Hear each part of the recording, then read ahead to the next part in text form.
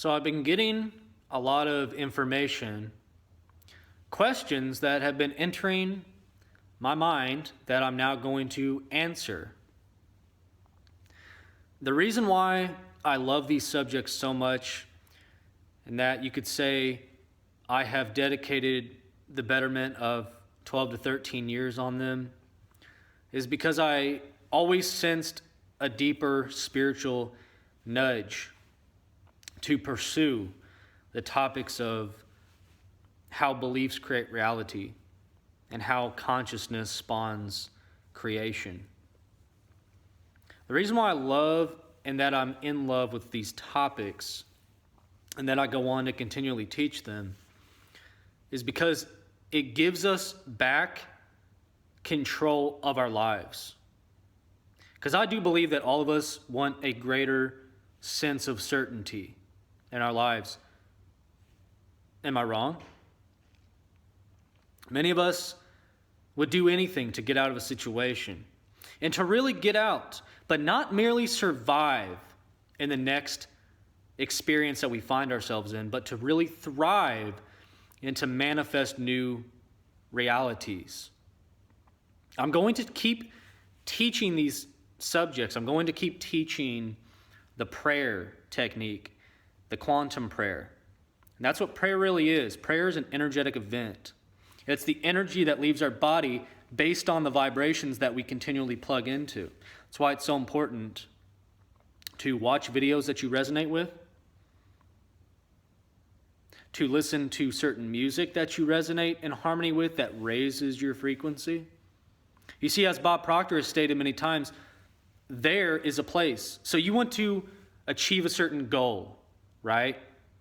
You want to manifest your dream partner. You want to manifest your ideal romantic relationship. Once you leave the toxic relationship, that's not enough, my friend. Because if you don't change something within your consciousness and you don't intentionally manifest something greater than what you previously experienced, you will continually see the exact same results. So you not only have to be mindful and aware of what you've manifested prior, but you have to take ownership and responsibility. You see, these topics scare many people. And I understand that because you're basically telling the world that they are responsible for what has happened in their life. But see, would you want it any other way? Teal Swan often asks that question in her videos. Would you really want it any other way? Think about that. Do you want to not be in control of your life? Would you rather you not be able to manifest a dream reality? Plug up to the frequency.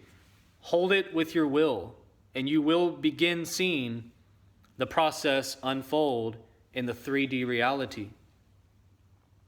You see, whatever we believe, we make true, negative or positive. Whatever we believe, we make true, negative or positive. This is proven science.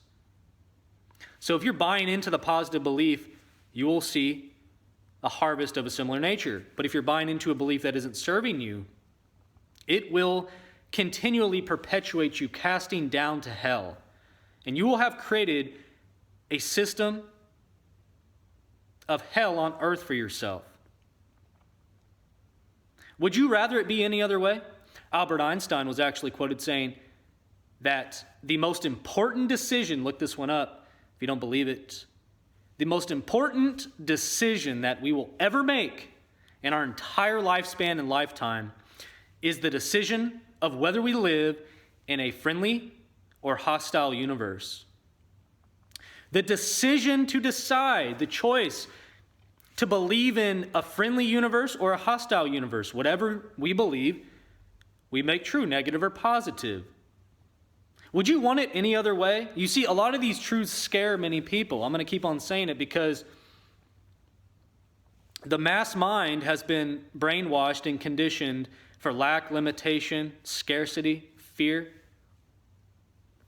There are higher powers wanting to control the mind. But in this age, we take back our personal power.